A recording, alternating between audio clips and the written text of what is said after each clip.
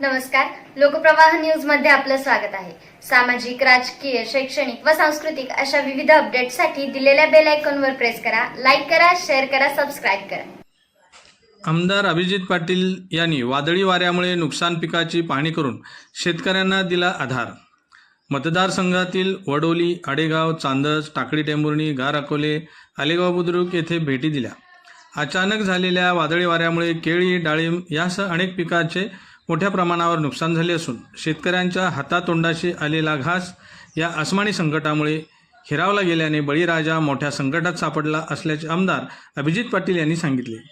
नुकसानग्रस्त शेतकरी बांधवांशी संवाद साधून त्यांना धीर देत आज सकाळपासून आमदार पाटील हे अधिकाऱ्यांना सोबत घेऊन नुकसान झालेल्या सर्व शेतकऱ्यांचे पंचनामे करून सरकारकडे सादर करावेत अशा सूचना त्यांनी अधिकाऱ्यांना दिल्या आहेत।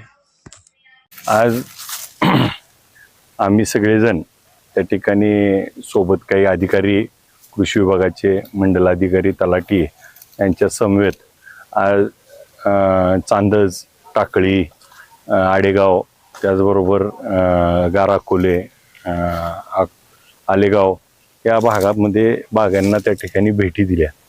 प्रचंड असं नुकसान हे शेतकऱ्यांचं झालंय आणि आज जर बघितलं तर ह्या बागेत आपण आबांच्या उभा आहे, ह्या आबांची बाग 25 रुपयानं त्या ठिकाणी व्यापाऱ्याला दिली होती आणि आता येणाऱ्या 8 दिवसामध्ये ह्याचे पैसे त्या ठिकाणी 50 लाख रुपयेपेक्षा जास्त होणार होते। आणि आज तोंडाला आलेला घास आज निसर्गाच्या या वादळी वाऱ्यानं त्या ठिकाणी सगळा संपून गेलाय आणि आज तोंडाला आलेलं पीक सगळं कोलमडून पडलंय, संपूर्ण बागेचं नुकसान झालंय। परंतु मला या निमित्तानं आज पंचनामे केले जातील, त्या ठिकाणी सरकारच्या NDRFच्या निकषानुसार पैसे मिळतील। परंतु या व्हिडिओच्या माध्यमातून सर्व शेतकऱ्यांना त्या ठिकाणी नम्र आव्हान करायचे की आज आम्ही सगळ्याकडे फिरलो, परंतु काही मोजक्या बोटावर मोजण्या एवढ्या शेतकऱ्यांनी त्या ठिकाणी फक्त विमा उतरवलाय। तर ती विमा जर आपण हेक्टरी 7,000 रुपये, त्या ठिकाणी एकराला 2800 रुपये असा विमा उतरला तर 3 लाख रुपयेपर्यंतचं नुकसान भरपाई आपल्याला त्या विमा कंपनीकडून मिळाली असती। परंतु दुर्दैवानं आज आपल्यात कोणीच विमा उतरवला नाही। आज 1 एकर बाग जपायला 1 लाख रुपयेपेक्षा जास्त खर्च करतो आपण आणि फक्त 2800 रुपयेमध्ये त्या ठिकाणी आपण भरत नाही। माझी या निमित्तानं नम्र आव्हान आहे की 1 जुलै ते ऑक्टोबरपर्यंत त्या ठिकाणी नवीन लागवडीला, केळीला आपण विमा उतरवण्याची योजना आहे। तर तो कृषी विभागामार्फत विमा उतरवला तर भविष्यात असं नुकसान आपल्याला टाळता येईल। आता हे झालेल्या नुकसानाचे पंचनामे होतील, ह्या नुकसान भरपाई सरकारने त्या ठिकाणी NDRFच्या नियमानुसार देईल।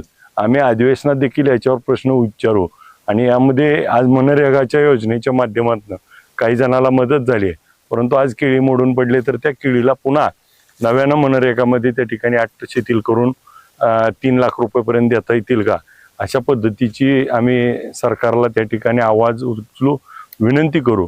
मुख्यमंत्र्यांना देखील मंगळवारी भेटून त्या ठिकाणी संबंधिताच्या वरती पंचनामे झालेत तर त्याला चांगली मदत मिळावी अशा पद्धतीची विनंती करतो।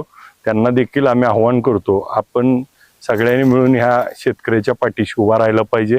हातातोंडाला आलेला घास या केळी जपायसाठी जवळपास 5 ते 10 लाख रुपये खर्च केलाय आणि आता 50 ते 60 लाख रुपये येणार आणि हातातोंडाला आलेला घास गेलाय।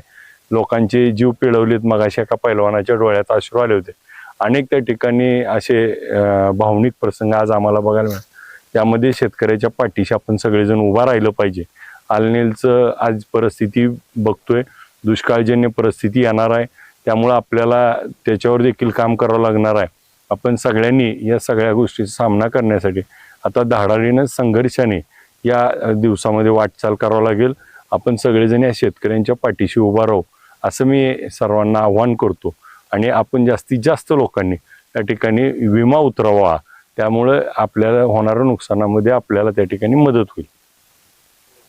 पाहत रहा नवनवीन अपडेटसाठी लोकप्रवाह न्यूज, हाक तुमची साथ आमची।